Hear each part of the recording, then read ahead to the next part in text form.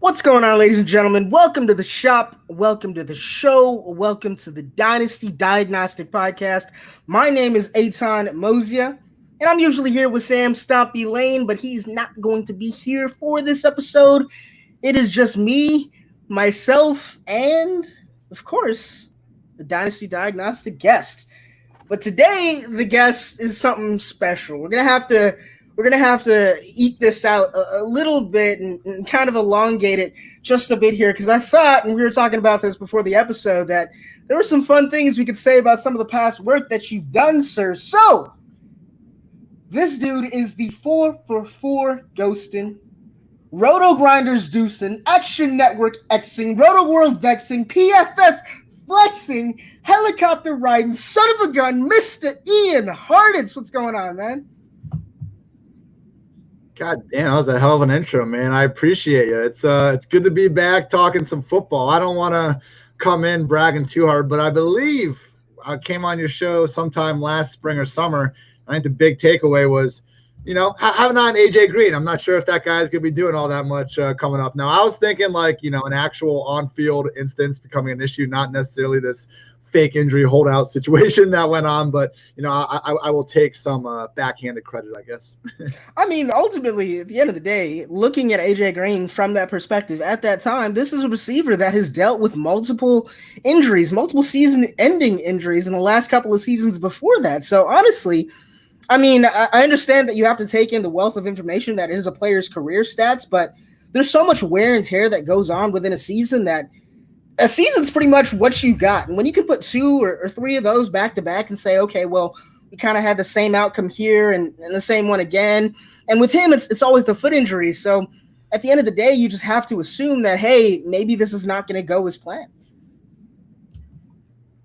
It's funny, man. It's running back and wide receiver are definitely young man's positions. I was looking a couple of weeks ago at just what is the jump year at each spot. And yeah, running back, second, third year, wide receiver, same thing. Wide receiver, you get a little bit of that fifth and sixth year. They're still pretty legit, which makes sense. I mean, we see, the Julios of the world last a little bit longer than, your 3-down RBs like Gurley these days. But quarterback and tight end were the most common, tight end ones and QB ones over the years have all been 10 plus years of experience. So you want to be an old time, you want to make the old timers game these days, play quarterback or tight end, because running back and wide receivers, not so much, man. They're great until they're not, unfortunately.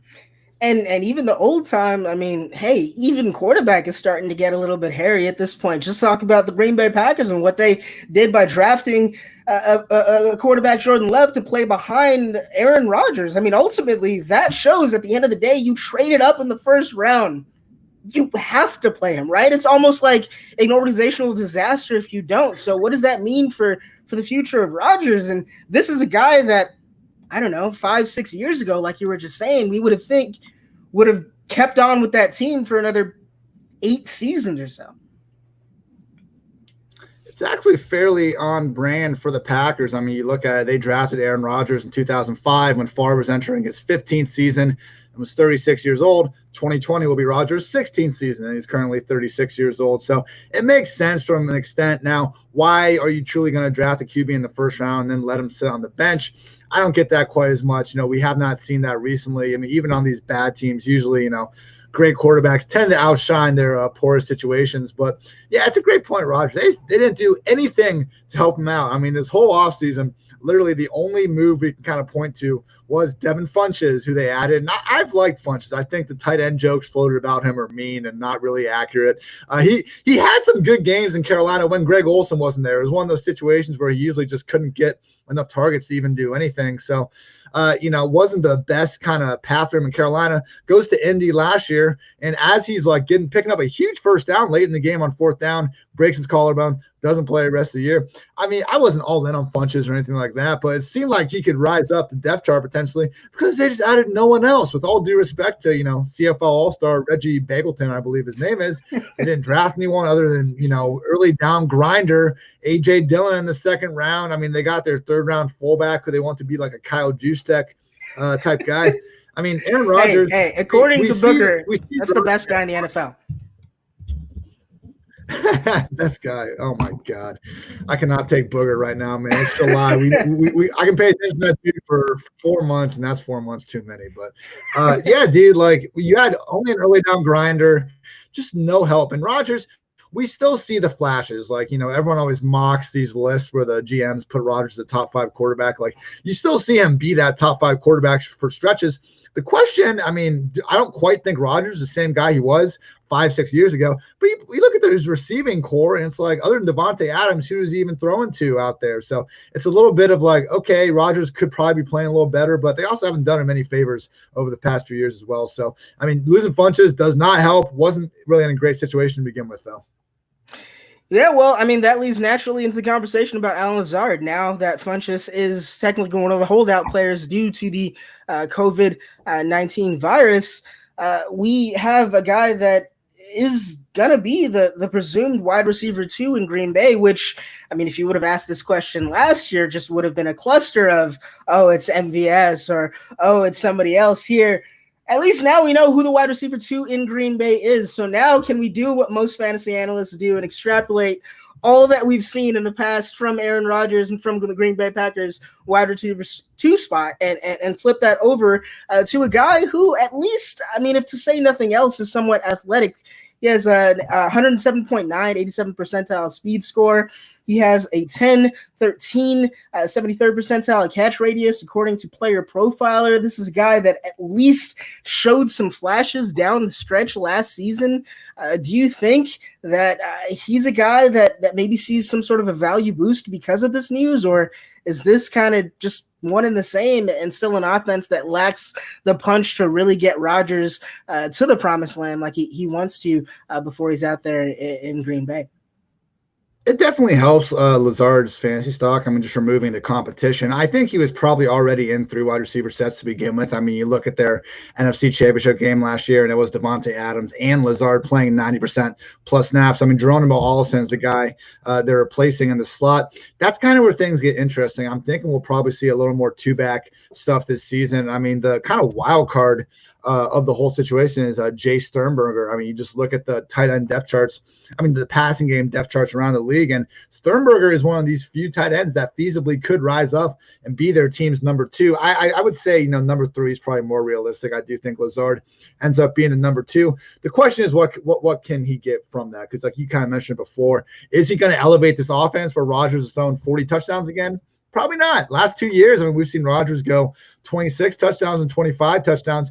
Dude never turns the ball over. Like, he's playing smart. I get it. We've seen Brady do the same thing as he got older as well. But, Lazard, there might be enough meat on the bone from whatever Devontae Adams leaves behind, because the amount of targets that dude is going to get is insane. Might be enough for Lazard to do something. You mentioned it. Decent size, speed. Last year, though, I mean, he was just more of a boomer bust guy. He had 3 pretty good games against the Giants, Lions, and Lions again. Didn't really clear 50 yards otherwise. So there's going to be a low floor there. I would, treat him as a more of a boomer bust guy. But at his current ADP, he's well worth a shot. To the COVID virus, this is actually one of the more notable guys in a position I believe that you played when you played football way back in the day at linebacker. Dante Hightower of the New England Patriots. He's announced that he's not going to be taking part in the season due to the COVID virus. So what happens to that Patriots team? He's obviously not the only one who's opted out. God, Hightower is so good. So my favorite account on Twitter is Betts, aka @all22. He doesn't need any introduction. At all. At all. But so in between his whole Zach Thomas just ripping him apart over the last few weeks, he put some Dante Hightower clips out there. And good God, can this guy play? And he is so physical. And they just ask they've always asked Hightower just to do what he's great at, and that's defend the run and get after the quarterback. You don't see this guy trying to do something he's not good at, because that's what the Patriots have never done. They just set their players up to succeed. That's why I'm so high on Cam Newton this year. I don't think they're going to try to ask Cam to compete with Stidham and run this weird, just in the pocket offense. Why would you take away the things that Cam does best? I mean, that's part of the reason why myself and the betting markets agree that's not going to be a competition. It's Cam Newton under center week one. Losing all these great players, I mean, Patty Chung there too, and just the general depth they have on defense, it all sucks for New England. But at the same time, like, who can really feel that confident about picking them not to win the AFC East? I mean, okay, Bills, they are so complete every level of the team. I mean, I think it's going to be definitely tougher than past years, but anyone just floating out those Trevor Lawrence Patriots picks unironically, like, come on. You think they're going to go 2-14 or whatever it takes? I understand if you don't want to give them the automatic double-digit wins in the division like we've done for the last decade and a half, but man, you could trot out the major league like movie version of an NFL roster for Bill Belichick, and that dude's gonna win 6 games. He's not gonna get the number 1 overall pick. Come on. So they should have signed Shane Falco. They should have just not gone for Cam at all. There we go. No, actually, what's that squad name? Sentinel, right? Yeah, I think so. Something weird. Sentinel. Yeah. Go on. Sorry. Yeah, no, I think that's actually right on point with the Patriots. I think kind of this whole offseason, we've been hearing is Bill Belichick going to tank rumors?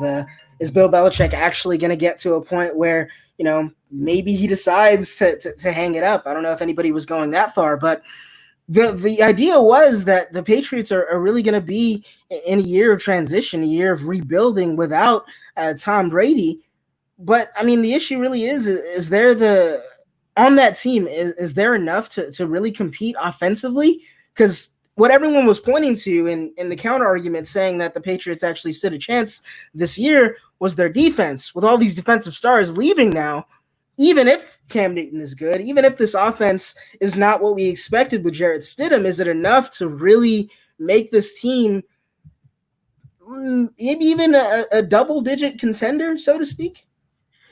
I don't know if they're going to contend for the Super Bowl. I mean, just with the Ravens and Chiefs and, even the Bills, man, the Steelers, like it's fair if you don't want to put the Patriots even in potentially the top 5 contenders from the AFC, but they're definitely going to be competing for a playoff spot, I think, at a minimum. I mean, we got to remember, in those at the end of last season, it wasn't like Brady was completely washed, and it wasn't like that he actually had a bunch of healthy guys out there helping him. I mean, each of Edelman, Sanu, Harry was coming back from injury, but those dudes were all sorts of banged up by the end of the season. They had no tight end presence the entire year. That's why they drafted 2 of them inside the top 3 rounds. I don't know what the running game is going to be like. I mean, we're talking about Damien Harris maybe getting there and giving him a spark, but maybe Rex Burkhead goes out there and does his thing. But I think they're going to try to get Cam to carry him, because what else are they going to do? And you don't sign Cam Newton to go just be your backup quarterback for some completely different offense. So, I have learned to bet against Bill Belichick. I understand if you don't want to be, chucking up the Super Bowl odds or things like that, but I still think they're going to be competitive more weeks than not. Absolutely. Yeah, I think I'd have to be in agreement with that. So what we're going to do today is we are going to go ahead and transition to what I thought would be an interesting topic. I mean, oftentimes we hear over and over to draft the same players. We hear over and over that, there are some studs out there that are undisputed. DJ Moore, for example, I don't think you can find a person on the face of this earth that doesn't have a nice thing to say about DJ Moore.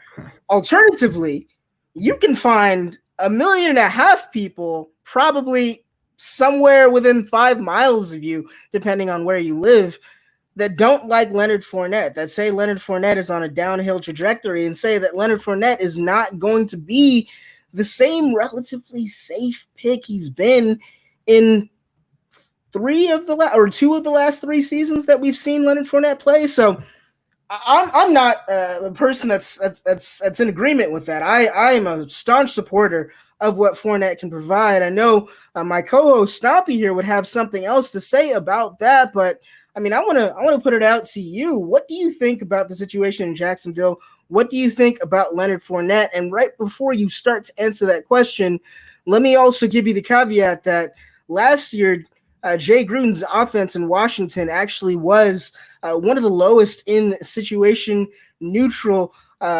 pace. They just weren't a fast team. Do you think that this is going to eventually kind of show itself in what Jacksonville has prepared for its opponents this season?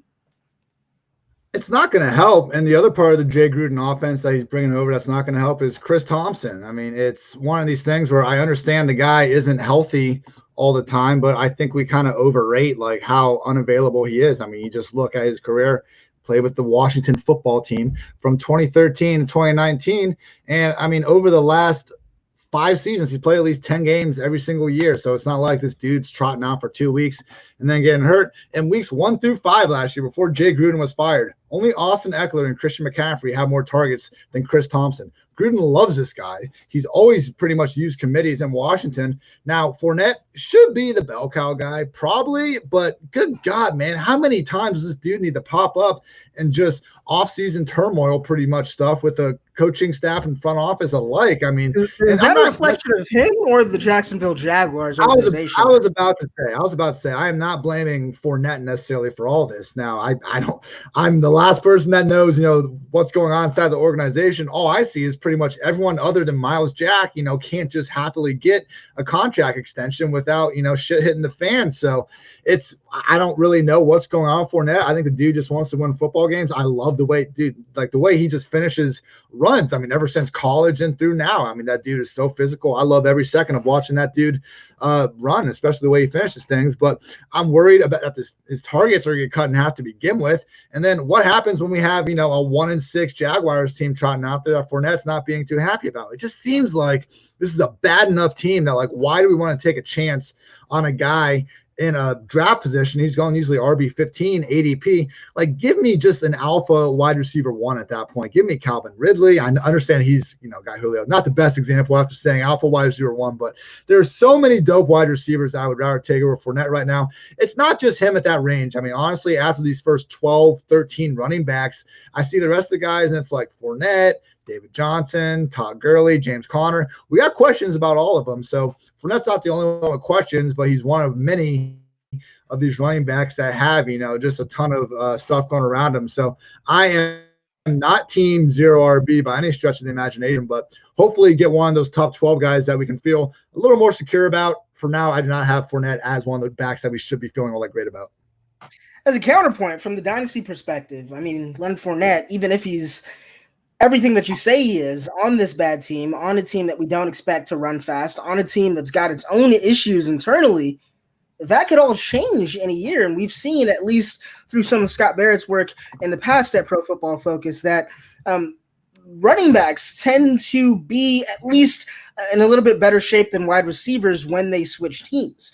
Leonard Fournette is actually going to be 25 or 26, I think, going into next season. He's obviously going to be in a loaded free agent class, but this is a guy that had the fourth most goal line carries last year. And you mentioned Chris Thompson's impact in terms of what he's going to take from the potential target share of Leonard Fournette. Can't that just be kind of filled or kind of counterbalanced by the more than 3 touchdowns that we should expect him to score if he's going to get those goal line touches again?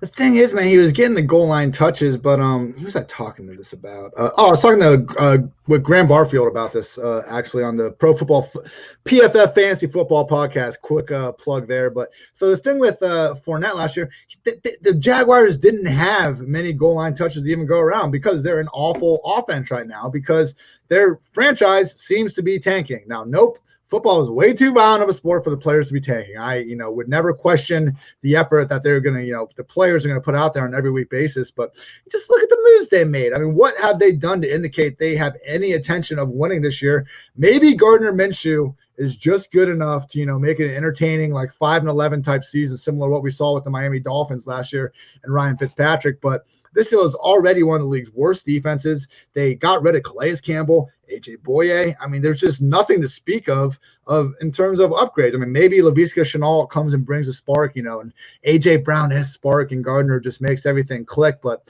man, like there's a reason why they had the lowest projected Vegas win total in the league. I can definitely see that perspective. I can see that as well. Another guy that's kind of on the trash heap all-stars pile is Will Fuller, and for good reason. I mean, oftentimes you start him and you don't know what to expect. There's a chance he can score 4 touchdowns. There's a chance that he can get injured on the first play. There's a chance that he can get 3 touchdowns thrown into him, into his hands, look at them like a newborn baby, and drop them anyway. This guy is one of the most volatile, one of the most unpredictable guys in the league right now. but now he doesn't have DeAndre Hopkins. I understand Brandon Cooks came in to fill that void, but the target differential between DeAndre Hopkins and Brandon Cooks is significant. I mean, Brandon Cooks, I think in his best season, had something around 110, 111 targets, I think. Whereas DeAndre Hopkins, pretty much on a year-to-year basis, 140 was the floor for DeAndre Hopkins. He had 190 in 1 year. So is there a chance for and I have to touch wood when I say this, a healthy Will Fuller to really kind of be the steal of this year's drafts, just because there's so much uncertainty behind around him? But every time that we've seen him perform with Deshaun Watson, we've seen amazing play from wide receiver. I mean, look, I think we can all agree Deshaun Watson is awesome. And we've seen, I've tweeted out minute-long highlight clips of plays he makes completely independent of DeAndre Hopkins. Losing Nuke is objectively awful for any offense to deal with. Like, he is not going to get better from not having Hopkins on the field. This is still a great quarterback we're talking about. One of the issues that we did see in this offense over the last few years was Fuller would get hurt, and then they'd only have Hopkins and really no one else to throw to. Now, really, for the first time ever, Watson is at least going to have competent pass game weapons everywhere. We got Fuller, Brandon Cooks. They have Randall Cobb, who low-key looked pretty good last year. A lot of drops, but was pretty efficient still. Gave him a lot of money. Kenny Stills is still there. Duke and David Johnson in the backfield. I mean, he's got weapons all over the field. And look, all these dudes are being priced at their floor, especially in redraft right now. Dynasty, we can have a little more conversation. I think Fuller's going a little bit higher, but you can get these guys cheap right now. And at least for 2020 purposes, they're probably going to produce where they're being drafted at if they just get some semblance of health. If they really get the health, these guys could be wide receiver ones, wide receiver twos, because Watson's that good and the targets are going to be there. And we've seen them boom. Will Fuller, if you look at Deshaun Watson's career, the on-off splits of Will Fuller with Watson are massive. He's just such a better quarterback when Fuller's on the field.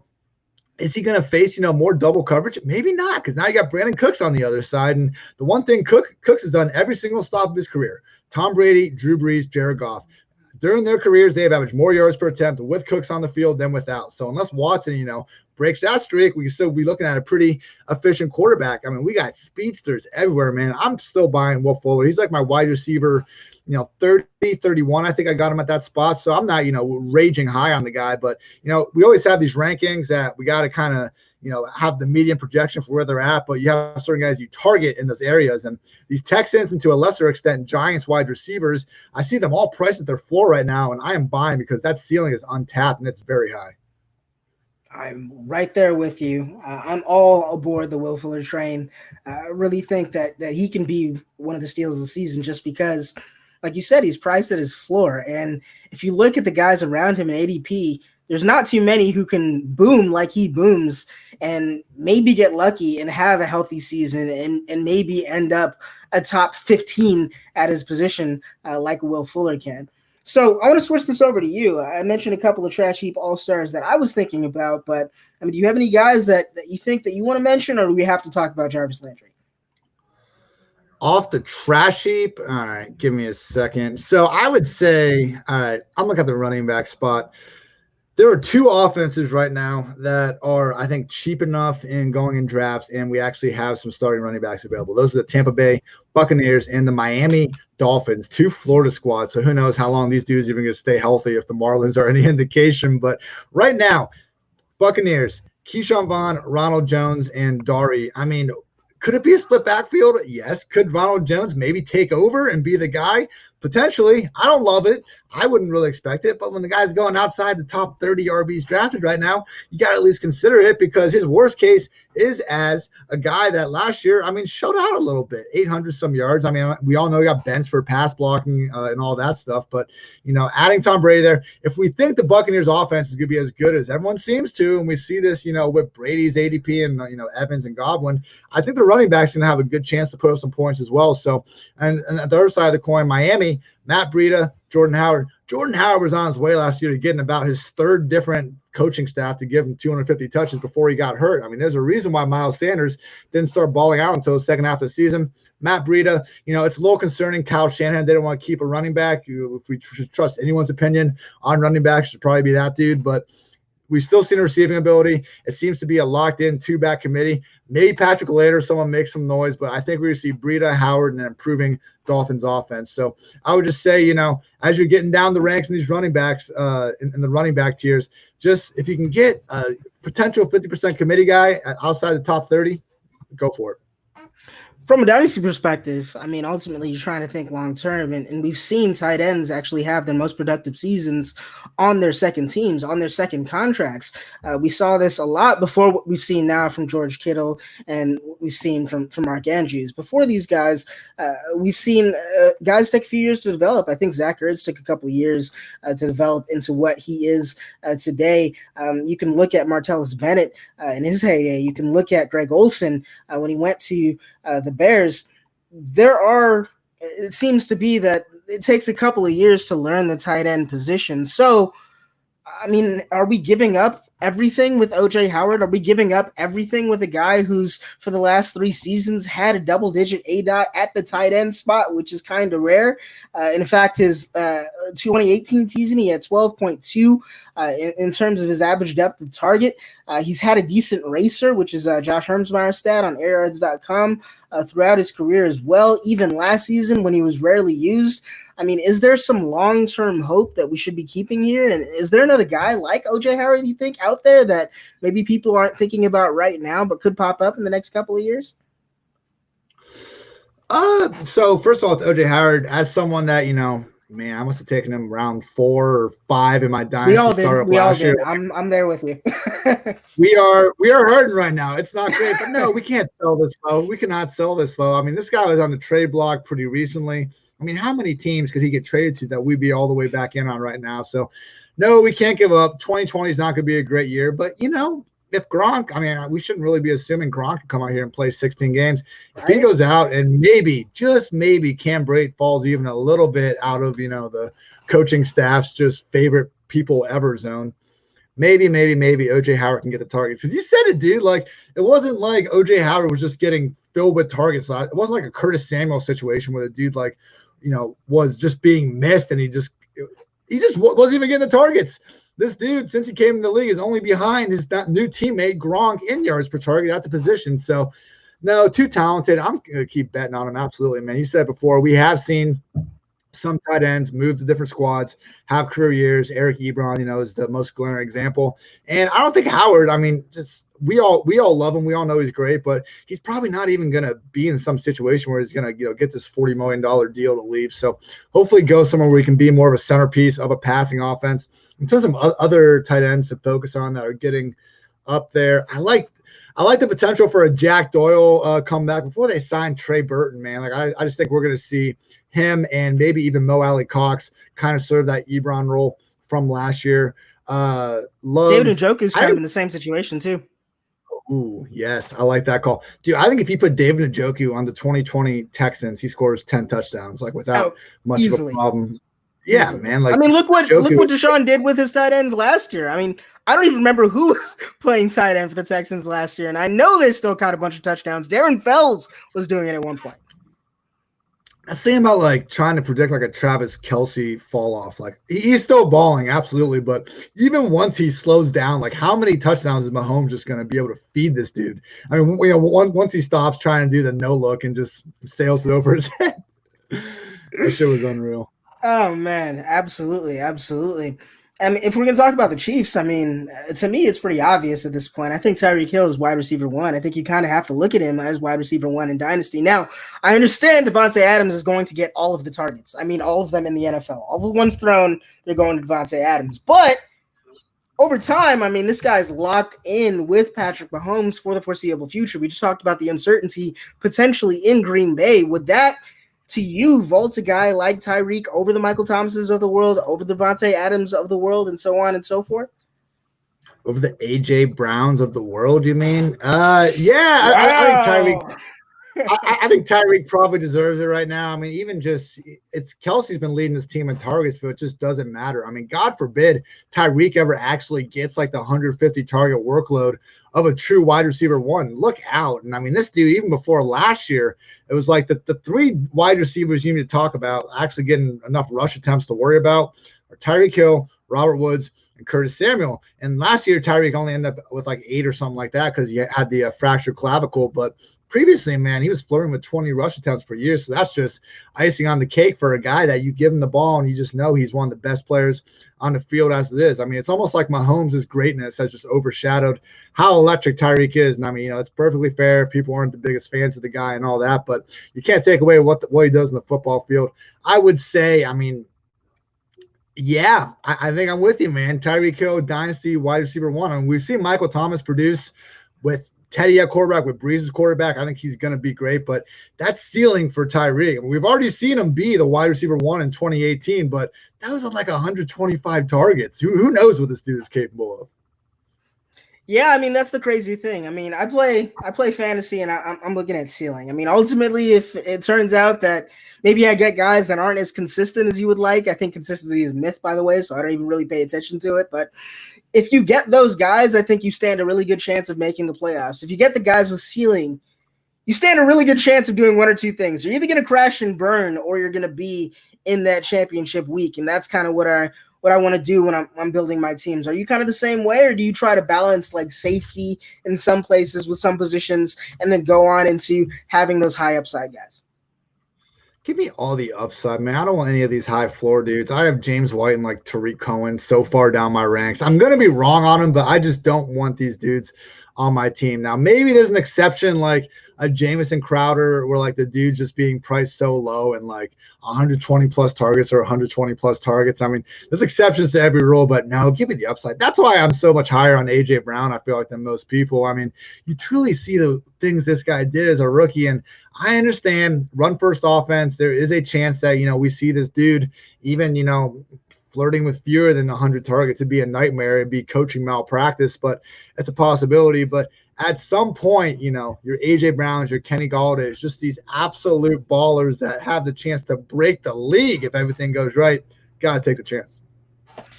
Now, I think that AJ Brown is in an interesting situation. I love AJ Brown. I mean, his yards per route run last year, I mean, they're incredible. The types of things that you like to see from a receiver that indicate future success. So I think that's why, even if you're not necessarily projecting the workload that you might for a number one receiver, a guy like AJ Brown can potentially get it done. A guy, he kind of plays like another pair that we'll talk about in just a moment, but like Tyler Lockett, he's just a guy who, when he gets targets, those targets count, regardless of how many they get. Now, does he find himself, though, in the same situation as Juju did last year, though? Because we've seen some injury history from a guy like Ryan Tannehill. We saw a really good year from him, but people forget this guy's past entirely in terms of previous effectiveness, which, I mean, for all intents and purposes, wasn't awful on Miami Dolphins with an Adam Gase offense, so make of that what you will. But, I mean, at the end of the day, do we think that his success is tied to Ryan Tannehill's in a way that makes you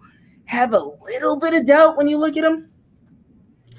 Yeah, I mean, there's some doubt there. I get it. I see why people are off the guy. But, man, it's just the fact when you average the most yards per target from any rookie we've ever seen in the Randy Moss era, you average more yards after the catch per reception than anyone in the PFF database. The only guy that came close was 2012 Percy Harvin compared to what A.J. Brown was able to do after the catch last year. And it's just the way he did it, man. I mean, sometimes stats can lie if, the person using them is being cute about it. And we can, highlight, nothing away from Golden Tate. But Golden Tate getting 7 yards after the catch per reception, those Detroit Lions day, is different than A.J. Brown doing it. One dude's getting bubble screens at the line. He's getting 7 yards. One dude's catching freaking ends 10 yards downfield and somehow bowling his way for another 7 yards. So the manner in which A.J. Brown did it last year was so just high upside, all so talented across the board.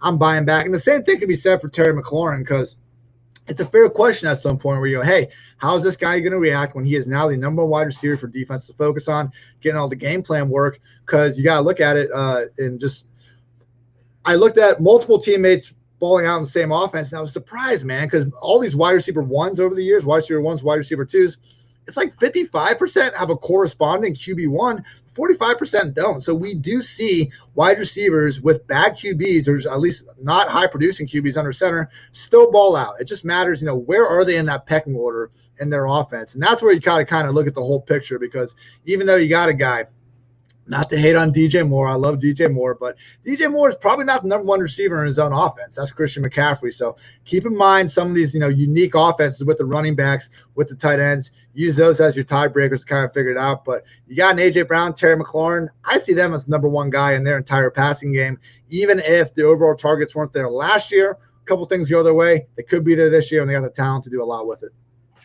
Yeah, I'm right there with the Terry McLaurin pick, and I don't think that's even all of the rookie receivers that you want going into next season. I think Marquise Brown's being slept on right now. I'm not sure if you agree with that, but I understand he's not the number one receiver in the way that you said. There is another number one receiver on that team, even though he doesn't play receiver. His name is Mark Andrews. That's done and dusted. We know that. But, I mean, there's still got to be something to say for a guy that's going to be in the Tyreek Hill role playing with the tight end that is the focal point of the offense. This guy does still have the wheels.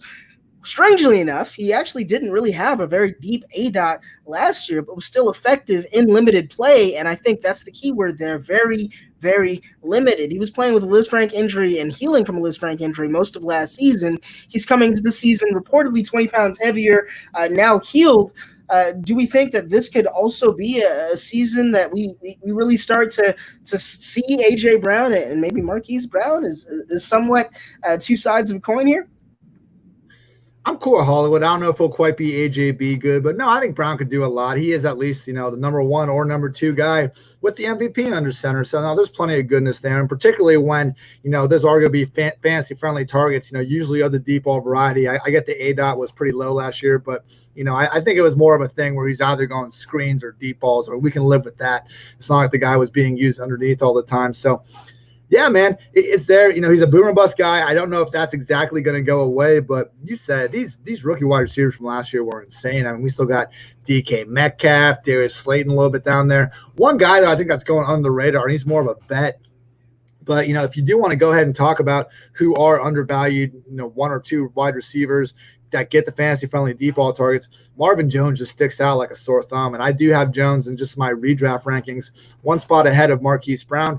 You look at what he did, him and Galladay did last year with Stafford under center through eight games. Galladay was the wide receiver 11. Jones was the wide receiver 14. People want to say, oh, take away the 4-touchdown game against the Vikings. The dude scored 4 touchdowns in a game. Why are we going to take away the fact that this dude was able to achieve that? So I think we've seen, and this is not like a one-year thing. It's not like Galladay was just far and away outproducing the dude this year, and the previous years were something different. I mean, he has always been, more of a 1B receiver than a 1A. Galladay deserves to be ranked in the top 10. That dude is so good. Like, nothing against Galladay, but just because we like the wide receiver 1 in offense doesn't mean we also can't like the wide receiver 2. Marvin Jones, if we get 16 games from him, is going to finish a hell of a lot higher than outside the top 30. So yeah, man, it's again, I'm not taking away from what I was saying before. Definitely focus on the pecking order of the passing game, but like any rule, there are exceptions. And when some dude's getting those fantasy friendly deep ball targets, like a Hollywood, like a Marvin Jones, that's when I'm more into it. All right, so I mean, I like this pathway. We've had agreement at the beginning, and then we kind of went into a little bit of disagreement right here with Marquise Brown. We're gonna go all the way into disagreement here because I know this is something that we don't agree on here. I'm worried more than you are about Tyler Lockett, and I think that one thing that made Tyler Lockett so attractive to drafters last season, so attractive to drafters the season previous to that, honestly, was the simple fact that, I mean, you can write his targets on paper. Even if you don't think he's going to get a lot of them, even if he's going to get between 70 and 100, the targets are kind of going to be there, even in an offense that is as deflated as Seattle's is when it comes to letting Russ cook. Now, the hope was that the Seattle Seahawks defense was going to be so awful this year that they were going to be forced into game situations where they were going to have Russell Wilson just take over from the first quarter, and we're going to see all of this that we've seen from Schottenheimer and Pete Carroll and all this run game just totally go out the window and then become a complete passing offense. But then Jamal Adams was added to that defense, and now they have Cam Chancellor again, and now I'm worried for wide receivers in the NFL. What this means to me is that we don't necessarily see that same sort of bubble that we were expecting in terms of pass attempts from Seattle, and now we see another guy on the other side of the field in DK Metcalf that is every bit as talented as he was panned to be at, is every bit of a 1A, 1B type situation that you would think he's in with Tyler Lockett. So now when you look at Lockett from a dynasty perspective, of course, you're looking at an older receiver nearing the end of his contract with a young stud that's kind of next to him, albeit on a team with one of the greatest quarterbacks of recent memory, but with one of the least fantasy-friendly offensive coordinators and head coaches that we've seen. So, I mean, tell me the story of Tyler Lockett. Why should I be higher on Tyler than I am? We finally got him to get at least a pretty featured role. I mean, this dude has missed one game since he came in the league since 2015, but between 2015 and 2018, he had 69, 66, 71, and 70 targets. I mean, absurdly close every year. Last year, he went on for 110, and I think the thing sticking in all of his ex-fantasy owners' minds, I know is, fresh in my mind until, mid-May or something, was those brutal performances he had right when we needed them, right before the fantasy playoffs. I mean, I did miss the playoffs in the league, so I needed Lockett to have like 3 points. I'm one of thousands of people that probably had a similar scenario and then let up the goose egg. Week 13 or whatever. I know no one cares about the fantasy squad, but man, still hurts. But again, because of that, the dude's pretty much becoming a value. Now, I'm with you. I am DK Metcalf over Tyler Lockett this year. I just think, in terms of what we saw, and especially Metcalf coming on strong at the end, it took Tyler Lockett 5 years to get over 100 targets from Russell Wilson. It took Doug Baldwin 4 years. Metcalf got that in year one, man. He loves this guy already. He's talented enough to keep getting more targets. But, I don't think it has to be this either-or thing. Both guys, I think, are fine enough to do it. They were both good enough to do it last year. And, I mean, yeah, I'm with you. It would have been better if they had an awful defense to play off of, I guess. But even then, man, we still got Russell Wilson back there. The dude's going to cook as much as he can and probably not going to fully unleash him because, Schottenheimer's going to Schottenheimer. But I just think Lockett and Metcalf are both good enough to continue to do their thing. They're mid-wide receiver 20s ADP. I might take a guy like, DJ Chark, Devontae Parker, Stephon Diggs, even T.Y. Hilton. I'm taking those undisputed number one wide receivers over these guys, but, you can definitely do worse than having Lockett or Metcalf on your roster with that sixth, seventh round pick. And we were just talking about how productive rookies can be in season, talking about Marquise Brown, talking about DK Metcalf, Terry McLaurin, as well as the other rookies that we just talked about.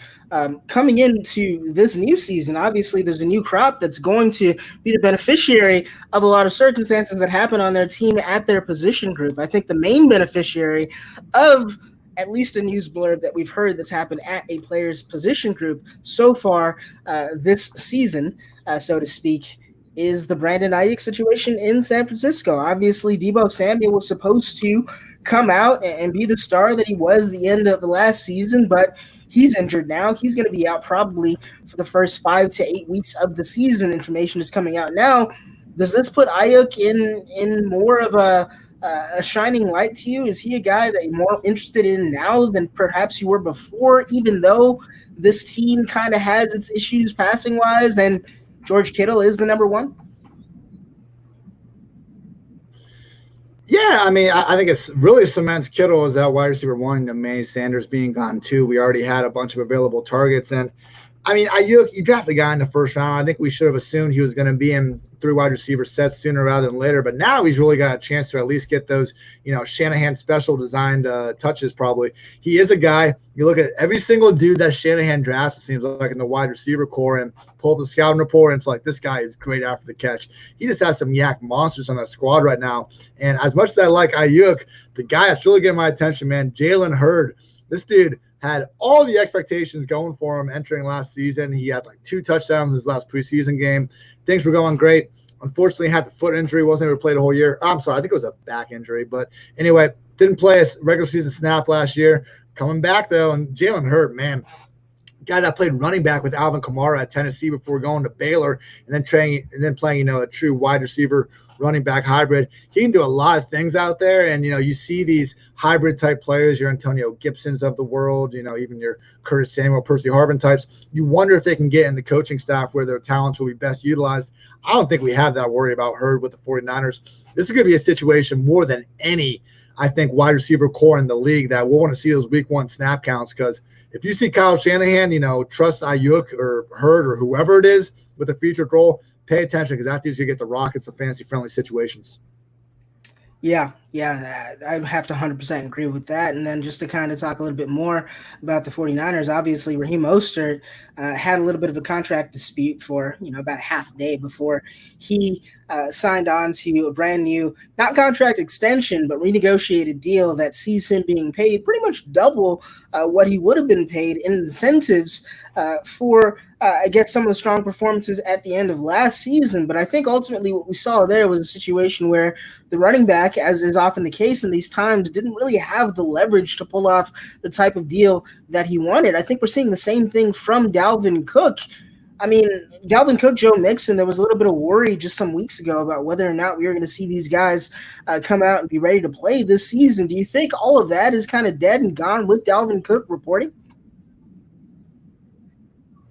Seems so, man. I've always kind of had that stance. I wasn't really blinking. I never moved Dalvin Cook off that RB5 spot even throughout all this mess. And it's just the new CBA, man. Like, everyone was kind of tired of players having this leverage with the holdouts. So they really made it hard for players to go ahead and do that, And I know we got his agent kind of, publicly refuting all these terms and stuff. I mean, it's not the cleanest situation in the world, but I've talked to, I went on a Viking-centric pod a couple of weeks ago and just talked to their beat reporter who's been living this stuff, for years.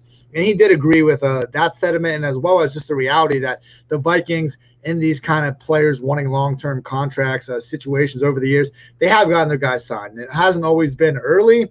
But, I mean, what do we need Dalvin Cook for running around right now anyway? They just need that through the show. Week 1, be ready to get the rock 25-plus times a game. Maybe not that much, but you know what I mean. Because any RB1 for Gary Kubiak's offense, especially one as talented as Dalvin Cook, is good enough to ball the hell out. So Vikings are better with Dalvin Cook out there. He knows that. They know that. I think they'll figure something out before Week 1.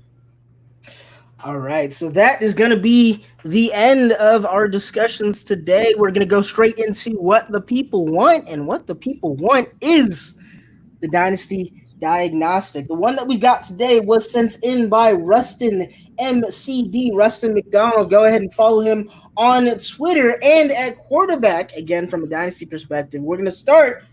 It's Deshaun Watson, Dak Prescott, Ben Roethlisberger, Andy Dalton, and Jarrett Stidham. Dak Prescott, to me, I think has a very real opportunity of finishing the season QB3. I don't even think that's potentially his ceiling. I'm just not willing to move Patrick Mahomes or Lamar Jackson any further than that. So I'm going to say that's where I'm at right now. With CeeDee Lamb, with Amari Cooper, with Michael Gallup from last year, Blake Jarwin instead of a slow Jason Witten, do we think that this Dallas Cowboys team really has what it takes to propel Dak Prescott to that vaunted QB3 status?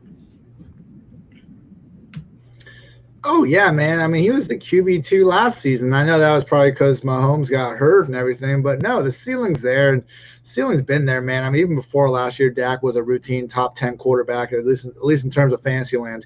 And I think he's even there in real life at this point. I mean, you said it. You got upgrades on offense. I mean, the Cowboys last year, I believe they became the 11th offense since the freaking merger back in 1970 to average at least 6.5 yards per play. I know they, weren't able to get into January. They had some, collapses. Some of that may have been padded against, some big blow-up performances against bad teams. But, no, I mean, we've seen enough just amazing plays from Dak Prescott to know this dude isn't a bad quarterback. Everyone just wants to get wrapped up in the Wentz versus Dak debate.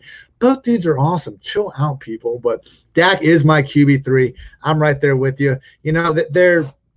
It could even just be an untapped ceiling, like you said, man, because it's been such Ezekiel Elliott is the focus of this offense. Last year, for the first time, we kind of started to see Dak become that engine, and boy, did it open everything up. So, Kellen Moore being back, McCarthy there, maybe to even let Dak cook a little bit more. Yeah, ceiling's the roof for Dak in 2020. Hey, man, we need to do more podcasts because you lead me into my next thought pretty much every single time. And that was what's happening to Ezekiel Elliott here on this offense. Obviously, Ezekiel Elliott is going to be one of the most used RBs in the league. That's, I think, a given. I'm not here to debate that or discuss that. I just think that we're going to start seeing Dak become more the focal point of this offense going forward, even though Ezekiel Elliott is signed to this long-term contract. I don't think Tony Pollard is going to have anything to say about Ezekiel Elliott's touches, so get that out of here as much as I love Tony Pollard. That said, does this mean that maybe we should start to look at Zeke a little bit differently than we had in the past? I mean, now is it really only Saquon Barkley and CMC as the undisputed focal points of their offense? I think it'd be fair to say they're in a tier by themselves in the top two, but I still think Zeke should be the consensus RB3. I mean, because even though he could lose the rush attempts, the targets could spike back up. I mean, his first 2 years in the league, he had fewer than 40 targets both times. Year 3 happens, Jason Witten was gone. Who's Dak Prescott checking the ball to? It's Ezekiel Elliott. He had 95 targets in 2018. That dipped all the way down to 71 last year. So, yeah, man, I think Pollard is fantastic. I mean, there was a time in April before they drafted CeeDee Lamb that I was really, really, really hoping that Pollard could be the slot wide receiver, RB2 hybrid, and they're going to do all these cool things. That's not going to happen. Pollard is just this awesome, 3-down handcuff where if disaster strikes, he'll be the man in fantasy land. But no, I still think Zeke, you got to treat the dude as anything. Do not treat the dude as anything other than a top 3 RB. So with Deshaun Watson, with Dak Prescott, Ben Roethlisberger at QB3 in a super flex, you have Andy Dalton and Jarrett Stidham as well. Are you doing anything to change your QB3 spot, or are you so confident with those first 2 guys that you're really not worrying about it right now? I think you're fine. I mean, Roethlisberger, yeah, there's some risk, but hey, man, there's some upside as well. And one sneaky thing that happened in 2018, I mean, I think we all know he, led the league in passing that year and, was this pretty fantasy-friendly quarterback, but those home away splits disappeared. He actually averaged more fantasy points per game on the road than he did at home in 2018. So, if he gets, I haven't looked at the Steelers' schedule today or anything like that, but if you see that cake early season matchup and he's on the road, don't be so quick to fade Big Ben just because, he's playing on a different color grass. All right, so at running back, we have CEH, Jonathan Taylor, Kareem Hunt, Swift, and Vaughn. Let's start with talking about the 2 guys at the top. Obviously, CEH and Jonathan Taylor. The big debate is who is RB1 in that. Jonathan Taylor has probably one of the most talented offensive lines in football. CH is on the most talented offense in football. I mean, who comes out on top ultimately from that perspective? It's a good problem to have, having both of them on the squad, and they even got Keyshawn down there too. But no, I think it's Clyde Edwards-Helaire, man. I mean, you just look at it and it's just simple. Whose offense is better overall? The Chiefs. All due respect to the Colts, probably league best offensive line, as you said. But Chiefs better offense, and then look at the backfield. It's going to be Clyde Edwards-Helaire and Damian Williams. If Damian Williams, it doesn't even matter, then okay, it's only Clyde Edwards-Helaire. With the Colts, man, I think it's going to be Taylor, Marlon Mack, and Nyheim Hines. We saw him do this last 4 weeks of last year. We've heard Frank Reich hype up Hines, as the pass down back. Hines has always been that there. Even if Taylor overtakes, Marlon Mack eventually, which he'll do, but Mack isn't a scrub either, with all due respect to what Taylor can do. It's just a situation where probably 3 backs versus 2 backs. You only have to go back to 2015 to find the last time Frank Reich played a first-round Wisconsin running back behind an incumbent pass-catching friendly starter. I'm not saying Nyheim Hines is Danny Woodhead or anything, but this is not exactly a RB1 featured 3-down role friendly coach we're talking about here in Frank Reich.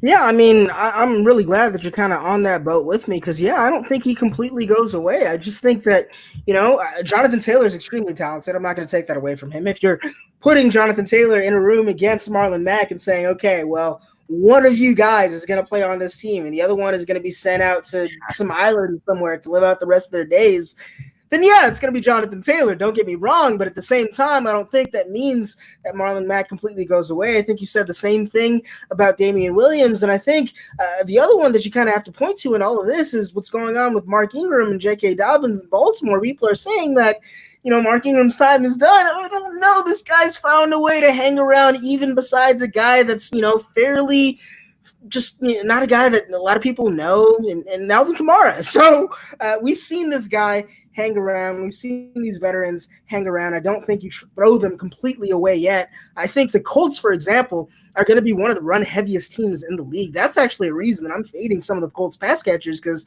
I think ultimately that's what we see from this team setup, from what they look like they're best at on paper.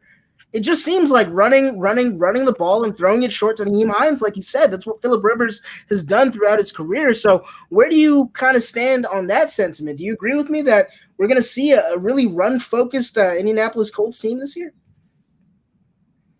Yeah, man, it's tough to get behind anyone other than T.Y. Hilton. Now, you see Rivers, and I agree that those, sidearm little floaters he's been throwing for years seem to be fluttering more than ever last season. But it's still a T.Y. Hilton show. But other than him, I like Paris Campbell. I even like Michael Pittman, but tough to get behind too many of those other guys. We have seen Keenan Allen do just fine in Fantasyland the last few years. Will the Colts be as pass happy as the Chargers? Probably not, but so much of that is already baked into Hilton's ADP anyway, going in the wide receiver 20 range. I'm fine, locking up Hilton as a weekly wide receiver 2 at least this season. But otherwise, no, I'd probably temper expectations for everyone else involved in that passing game. Yeah, I mean, that's funny that you say it. I don't think the Chargers are going to be as pass happy as the Chargers we've seen recently because of what they've got going on at quarterback. I think Taylor pretty much means that. I mean, for me, I understand where everyone is coming from with Austin Eckler and how Austin Eckler is super underrated, and he is, potentially this year's RB1 because of the amount of targets he's going to get, so on and so forth. I don't see a mobile quarterback throwing to a running back all that often. I mean, we saw it with Cam Newton and CMC, but how mobile was Cam Newton at the time of writing? I mean, otherwise, what we've seen from Deshaun Watson throughout his career and what we've seen from a lot of mobile quarterbacks throughout their career is if they get the opportunity to throw it to a running back and maybe let that running back gain 5 yards and dodge a couple people, or they can do it themselves and probably get 15 yards, they're probably going to go with the latter option. So where do you stand with Austin Eckler? The hype is warranted, but has it spun out of control? It's fine. No, the guy needs to be treated as an RB1. I mean, everyone's getting so lost in him losing Phillip Rivers. How about him losing the RB that was ahead of him on the depth chart for the last few seasons? And every time we've seen Eckler play without Melvin Gordon, the dude's played between 65 and 95% of the snaps. Okay, Jackson and Kelly are going to be involved to some extent, but guess what? Eckler is going to play at least 50% of the RB snaps, and then he's going to play probably 25% of his snaps in the slaughter out wide as he did last year. He is one of the only players in the league, maybe the only player in the league, that is his offense is both RB1 and wide receiver 3. And yeah, the Tyrod Taylor thing, he's not going to give him the Phillip Rivers receiving production. That's not going to happen. He's not going to catch, 92 balls or score 8 touchdowns to the air again. But we're underestimating the things Tyrod can do for a rushing game. I mean, PFF, we got some cool just team-wide statistics with yards before contact per rush. And we easily top 4 offenses over the last 5 years. We got our 2019 Ravens with Lamar, 2019 Cardinals with Kyler. And, hey, dual threat quarterback, you're opening up those lanes inside. 2 of the other top 4 offenses were those Bills squads with Tyrod Taylor in 2015 and 2016. So, yes, the targets aren't going to be there, but the rushing game efficiency and volume spike, I think, is enough to outweigh it inside of what should still be, in my opinion, an average to above average offense at a minimum. All right, so at wide receiver, we got Tyreek Hill, Odell Beckham Jr., DK Metcalf, Deebo Samuel, Adam Thielen, Will Fuller, Marvin Jones, Anthony Miller, Dede Westbrook, Miles Boykin, Kiki Kuti, and Dante Pettis. So Hill, Odell Beckham, DK Metcalf, Deebo Samuel, Adam Thielen, Will Fuller, Marvin Jones. Where we are with that? For me, I mean, I'm a wide receiver. Juggernaut here, man. Shit. This is a ridiculous team. I have not often seen teams with the depth that you have at wide receiver. But, I mean, if you are an inspired dynasty owner and you're looking towards the future, are you potentially maybe selling 1 or 2 of these guys? Do you have maybe an argument for maybe putting OBJ on the trade block or thinking about not getting pretty much all the targets Devontae Adams doesn't get are going to be going to Adam Thielen, so not getting the targets from him this year? Where are you at with that? Give me the top 5 again. Tyreek Hill, Odell Beckham Jr., DK Metcalf, Deebo Samuel, Adam Thielen.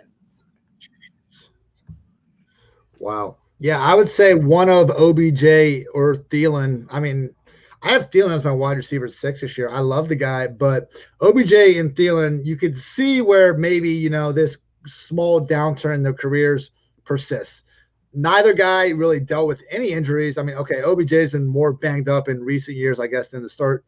he's always been a little bit banged up. OBJ has always been baller when he's on the field, though. Thielen had never missed a game up until his last season. So all I'm saying is, I can see both guys bouncing back this year. It's an amazing wide receiver room, as we said. There's no problems if you want to keep all these ballers, but just among that group, I mean, Metcalf and Hill is an amazing 1-2 to have. I think Debo, okay, maybe he won't give you it this year, but you're going to have one of OBJ or Thielen, maybe help that running back room where you're relying so much on rookies right now. If someone else is really in win now mode and wants to, sell the house for OBJ or Thielen, man, that's where I'm probably going. Yeah, I think I'm gonna ride that train with you. I think the one I'd probably sell, the one I'd put on the trading block is OBJ, because I think you'll gain more from selling a guy like OBJ than you will from Adam Thielen. And like we mentioned, I think Adam Thielen is both rated very highly for both of us just because of the sheer amount of targets that he's going to get from the Stephon Diggs trade, from just having the whole share to himself. Sans rookies and a tight end that we hope in Irv Smith will be something this year. But, I mean, Adam Thielen is the passing game for the Minnesota Vikings this year. So say what you have to say about older receivers. You just talked about Julio Jones and how he's everlasting. Even if we don't get that same type of continuity for the next few years, I think the next couple of years for both of these guys is going to be very, very bright. All right, man. and finally, Thielen, reason why people are. No, go ahead. Go ahead. You're good. No, it's all you. It's all you. Real quick on Thielen, people are freaking out about Stephon Diggs only getting 94 targets last year. First of all, they were like the most fantasy-friendly 94 targets you could ask for with the amount that dude was going downfield. But you look at Kubiak's pass, that's like the low point. In fact, other than just injuries happening to Andre Johnson over the years, it was the low point in terms of his wide receiver one having targets. Overall, Kubiak's wide receiver one has averaged 138 targets per season since this dude has been OC. I mean, there's an underrated chance that Thielen pops off for 150-plus targets. And he was balling out when he came back from injury last year. I mean, he made huge catches in that Saints game. You only have to go back to 2018 to find a time where the guy was a wide receiver one with Kirk Cousins under center. So, it's not ideal when you lose a player, Stephon Diggs, for the entire offense. But Thielen, we've seen enough from the guy. I know he's good. He's going to ball out in 2020. But when you already got Tyreek, Metcalf, and OBJ on your roster, you can afford to potentially sell the guy. I agree with you, though. OBJ is probably going to fetch more on the open market. You sound jealous of the roster a little bit. I sense some jealousy coming from it. He's loaded. All right, so finally at side end, OJ Howard, Dawson Knox, Blake Jarwin, Chris Herndon. The Chris Herndon story kind of came and gone last year. But, I mean, we just talked about OJ Howard. Obviously, Blake Jarwin is stepping into a new role this year. Are you comfortable enough with Blake Jarwin potentially to start this season, maybe just to give you some sort of top 10 side end weeks? I don't know, 80% of the playable weeks. Do you think that is something that you can hope on or that you can count on this year? Yeah, man, I got Jarwin as my redraft tight end 13 going this year. It's just a situation where is he probably going to be a number 4 guy in this offense, maybe number 5?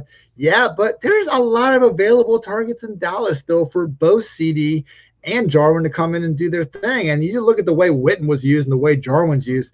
Jarwin's that legit seam stretcher threat. He can get downfield, and he's going to keep getting those, and even more so. So even if he only gets, 70, 80 targets, it's going to be of the fantasy-friendly variety. Hopefully get some more red zone looks. Talked up this Dallas offense before, man. At some point, you just want dudes involved in very good offenses. Fantasy football doesn't need to be that hard, man. We try to make things a little more difficult. Just go get good players and great offenses like Blake Jarwin and the Cowboys. Go by the Chiefs, go by the Cowboys, and that is going to be not quite the end of our Dynasty Diagnostic. Let's say 101. Obviously, most rookie drafts have come and gone at this point. But let's assume this guy also has the 101. Let's say for the 2021 season. Who do you think is going to be the top prospect that you think is going to come out of the 2021 season that's going to burn fantasy rosters down or is going to be as coveted potentially as a guy like Saquon would be? Top 2020? You mean coming out of college? Coming out of college. Who's the top fantasy prospect? So obviously not Trevor Lawrence, or unless we're playing in a super flex league. Yeah. So let's just say not flex rules. Dude, who's that freaking is it Chase, that LSU receiver that was number one dude? Oh yeah. Oh yeah. Jamar I am Chase. not a huge okay. Chase. That's my dude, man. Because look, I am not a huge college football guy. I've been diving into the XFL and the AAF over these last 2 springs while most people are grinding college tape. I like seeing them getting on in the field in preseason and kind of holding back my judgments because, just seeing the way everyone's reacted with Josh Allen and Daniel Jones in particular over these 2 years. I am done writing off players until I at least see them do something against NFL competition. But no, with Chase, man, I mean, I've looked a lot at Joey Burrow, and I'm really high on Burrow this year, thinking he can be a rookie QB1 in fantasy land. And good God, Chase just kept popping off the film. And same thing when you're trying to watch Justin Jefferson highlights. You're like, who the hell is this other dude? And just it's all these PFF stats we have with this dude just being the premier deep threat in college football, seemingly. And the guy wasn't even eligible to be taken out yet. So, I'm sure there's going to be some higher end running backs, maybe in fantasy friendly situations, but I'm seeing some mocks already with this Chase guy going top 5 overall players potentially. We might be looking at truly one of the next generational wide receivers in this dude. Excited for that. Excited for that. So that is going to be the end of our Dynasty Diagnostic. Now, as we always do on every episode, we put this into car terminology somehow. Obviously, this roster is an automobile that we've just worked on in our shop over here at the Dynasty Diagnostic. So what do we need to do to this roster to get it to where we want for the future and for now? I think chill, man. You got a league winner with you. And we talked about the wide receiver predicament where, hey, if you want to hold on to those guys, you might have the best wide receiver room in the league. If you want to, consider shopping OBJ, Thielen, and get that great deal, go for it. I mean, tight end room could use a little bit of work, but with that said, it's one of those positions where unless you have Kittle or Kelsey or, Andrews, I guess, okay, Ertz, there's guys you would rather have, obviously, but I mean, my redraft strategy at tight end has been if I don't get one of those top 2 guys, I'm looking at dudes like Blake Jarwin, just buying the upside later. So, it's a pretty good problem to have, honestly, and he's already pretty well equipped to deal with it. So, yeah, you got the embarrassment of riches of wide receiver. If you want to try to sell those, that's great. Maybe the Keyshawn Bond thing, if you can find a, thirsty Ronald Jones owner and just really get more value out of him than you might otherwise get for a likely 3 RB committee in 2020, you're in win now mode. Go get that shit. Absolutely, man. I mean, everyone else is driving a car. Everyone else is driving maybe a luxury sedan. Dude, you pulled up with a goddamn tank, all right? You are just taking people out with this roster. This is one of the most stacked rosters that I've seen in some time, and we see some stacked rosters on this show, as listeners would know. So, yeah, I mean, this isn't even fair. This isn't Abrams or whatever. I know nothing about tanks. I'm just talking about my ass right now. But the point is, and the point remains, that this roster is near unstoppable. This roster is Terminator. You've done very, very well with this. So, Mr. Hartitz, before we go ahead and close this out completely, I wanted to turn it over to you to let the people know what you've got going on now, what you're going to be talking about going into this season, maybe if we get it, and about your new digs at PFF. Yes, sir. Fingers crossed, and I'll be talking about ball throughout the whole way, either way. So you always know it. Twitter at iHartitz, IHARTITZ.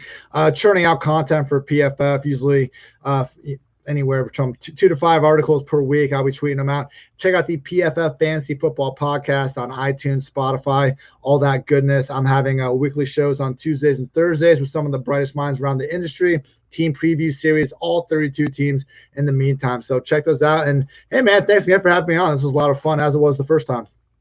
Absolutely, man. Absolutely. You are always one of our greatest guests. So we really, really appreciate you taking the time out of your day to come on to the show. And ladies and gentlemen, please make sure to go ahead and check out the storenvy.com store that we have. That's Russ's store that you can then effectively donate to Fantasy Cares from.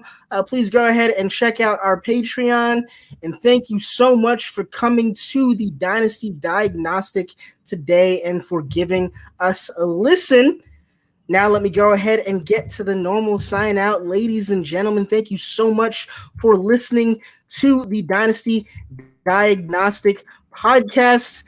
Go ahead and wait for me to scroll down to this goddamn thing so I can read it. Thanks for making it to the Dynasty Diagnostic Service Center today. Please be sure to keep up with your scheduled maintenance and catch us next time to ensure quality performance. See you on your next visit.